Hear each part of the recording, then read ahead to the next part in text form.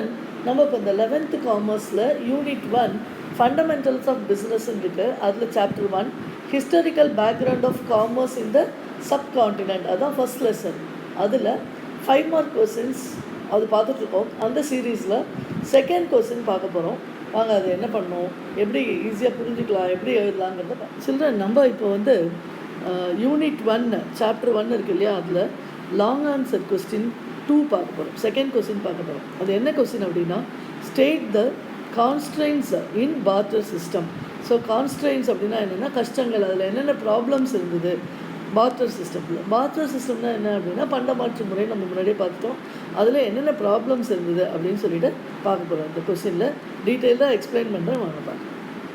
அந்த constrains of barter system அதில் போவோம். ஃபர்ஸ்ட் ஒன் நம்ம அது சின்ன இன்ட்ரடக்ஷன் மாதிரி இருக்குது. பார்ட்டர் சிஸ்டம்னா என்ன அப்படின்னு சொல்லிட்டு, goods for exchange for goods prior to invention of money is called the barter system. So முன்னாடி நம்ம சொல்லியிருக்கோம், பொருட்களை வந்து பொருட்களுக்காகவே எக்ஸ்சேஞ்ச் பண்ணிக்கிறது, பணமே கிடையாது, பணம் இன்வென்ட் பண்ணுறதுக்கு முன்னாடி. So that is called barter system, பண்டமாற்று முறை அப்படின்னு. இது எப்போ வந்து சாத்தியமாச்சு அப்படின்னு சொன்னால், ஃபர்ஸ்ட் பாயிண்ட் பாருங்கள், each party to barter must have surplus stocks for the trade to takes place. So இப்போ நம்ம தேவைக்கு மீறி சர்ப்ளஸாக நம்மக்கிட்ட ஒரு பொருள் இருக்கணும். ஃபார் எக்ஸாம்பிள் அரிசி இருக்குது அப்படின்னா, நம்ம அரிசி விளைவிக்கிறோம் அப்படின்னா, ஒரு நம்ம வீட்டுக்கு ஒரு 10 கிலோ போகிறோம் அப்படின்னா நம்மக்கிட்ட எக்ஸ்ட்ராவாக இருக்கணும், எக்ஸ்ட்ரஸாக. அதை தான் நம்ம வந்து வெளியில் கொடுக்க முடியும். Both the buyers and sellers should require the goods each other desperately, that is double coincidence of wants. இந்த டபுள் கோஇன்சிடென்ஸ் ஆஃப் வான்ஸ் அப்படிங்கிறது ஒன்றும் ஒரு பயப்பட வேண்டாம். அது என்ன அப்படின்னு கேட்டிங்கன்னா, இப்போ எனக்கு வந்து அரிசிக்கு பதிலாக ஃபார் எக்ஸாம்பிள் உளுந்து வேணும் அப்படின்னா, இன்னொருத்தன் யார் உளுந்து வச்சுருக்கானோ அவனுக்கு கரெக்டாக அரிசியே தேவைப்படும். அப்போ தான் நம்ம 2 பேரும் அதை வந்து எக்ஸ்சேஞ்ச் பண்ண முடியும். ஸோ அதுதான் வந்து டபுள் கோஇன்சிடென்ஸ் ஆஃப் வான்ஸ் அப்படின்னு சொல்லி. Pier and seller should meet personally to effect the exchange. Pier and seller should meet personally to effect the exchange. இதை வந்து சேஞ்ச் பண்ணிக்கிறது, எக்ஸ்சேஞ்ச் பண்ணிக்கிறதுக்கு பையரும் செல்லரும் ஒரு இடத்துக்கு மார்க்கெட் பிளேஸ்க்கு பர்சனலாக போகணும். இப்போ மாதிரி வந்து ஆன்லைனில் ஆர்டர் பண்ணுறது அதெல்லாம் அப்போ வந்து கிடையாது. ஸோ இது மாதிரி ப்ராப்ளம்ஸ்லாம் இருக்குது. திஸ் இஸ் த பார்ட்டர் சிஸ்டமோட தட் இஸ் எப்போ நடக்க முடியும், பார்ட்டர் சிஸ்டம் எப்போ நடக்குங்கிறதுக்கு உள்ளான கண்டிஷன்ஸ். இப்போ now we are going to see the constraints in the barter system. So the barter system envisages mutual exchange of one's goods to other without the invention of money as a medium of exchange. ஒரு பொருளை வந்து இன்னொரு பொருளுக்கு exchange பண்ணுறோம், பணமே கிடையாது, இந்த பொருளோட அளவு தான் மாறப்படுகிறது. It imposes certain constraints in the smooth flow of trade as explained below அப்படின்னு சொல்கிறோம். ஸோ இதில் என்னென்ன ப்ராப்ளம்ஸ் இருக்குதுன்னு எக்ஸ்பிளைன் பண்ண போகிறோம். இந்த கொஸ்டின் வந்து ரொம்ப சின்ன ஆன்சர் தான் எனக்கு வருது. சப்போஸ் இந்த கொஸ்டின் வந்து கேட்டாங்கன்னா நீங்கள் ஈஸியாக இதை சூஸ் பண்ணலாம். பிகாஸ் ரொம்ப வளவளம் நிறைய எழுத வேண்டியதில்லை, வெறும் ஹெட்டிங்கை மட்டும் எழுதணுமேனு உங்களுக்கு அந்த ப்ராப்ளமே இல்லை. ஸோ இதை அழகாக எக்ஸ்பிளைன் பண்ணி எழுதலாம். இதில் பாருங்கள், lack of double coincidence of wants அப்படின்னு சொல்லுவோம். ஸோ டபுள் கோயின்சிடென்ஸ் இப்போ தான் நான் எக்ஸ்பிளைன் பண்ணேன். 2 பேருக்கும் 2 ஏ அண்ட் பி அப்படின்னு எடுத்துனோன்னா, ஒருத்தருக்கு என்ன தேவைப்படுதோ அது பிகிட்ட இருக்கணும், பிக்கு என்ன தேவைப்படுதோ அது ஏட்ட இருக்கணும். ஸோ அப்போ தான் அவங்களால அதை வந்து மாற்றிக்க முடியும். Unless 2 persons who have surplus who have the demand for the goods possessed by each other, barter could not materialize அப்படின்னு சொல்லலாம். அதாவது 2 persons வச்சுருக்கிற 2 பொருளும் 2 பேருக்கு தேவைப்படணும், அப்போ தான் வந்து இந்த பார்ட்டருங்கிறது நடக்கும். For instance, A is having surplus of groundnut. So ஏங்கிறவன் வந்து நிலக்கடலை நிறையா வச்சுருக்கான். B is possessing rice in surplus. B வந்து அரிசி வச்சுருக்கான்.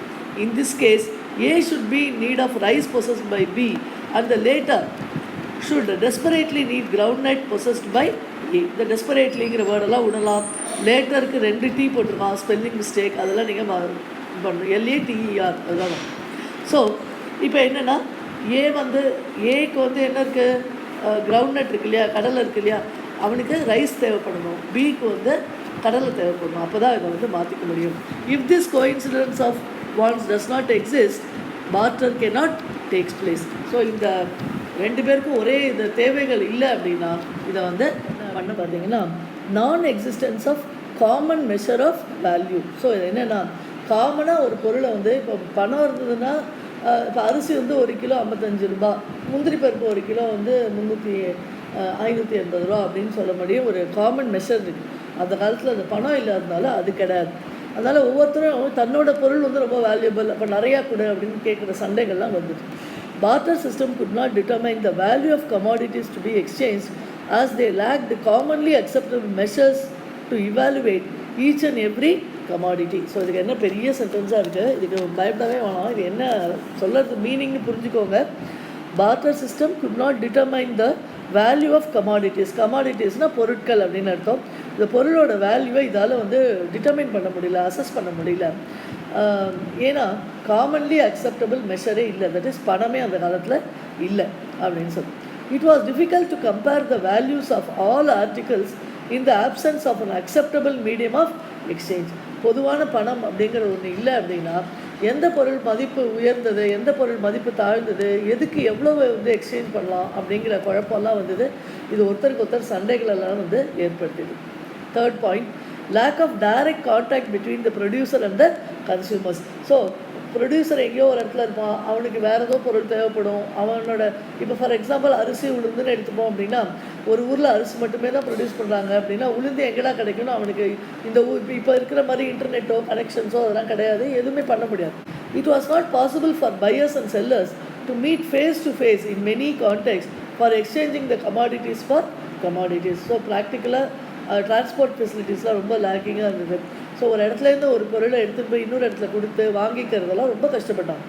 This hindered the process of barter in all practical sense. So இது மாதிரி பார்ட்டருங்கிறது வந்து ரொம்ப கஷ்டமான ஒரு விஷயமாக தான் இருந்தது.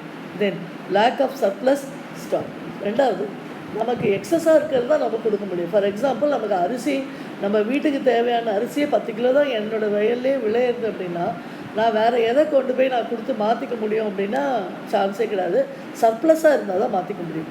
Options of surplus of stock was one of the impediments in the barter system. இம்பெடிமெண்ட்ஸ்னால் பெரிய கஷ்டம் அப்படின்னு அர்த்தம். சர்ப்ளஸ் ஸ்டாக் இல்லை அப்படின்னா, if the buyers and sellers do not have the surplus then no barter was possible. So எனக்கு எக்ஸஸாக இருந்தால் தான் நான் அதை கொடுக்க முடியும். எனக்கே தேவைக்கே பத்தாமல் இருக்குது அப்படின்னா நான் வேறு எதையுமே கொடுத்து பண்ண முடியாது அப்படிங்கிற ஒரு ப்ராப்ளம் இருக்குது.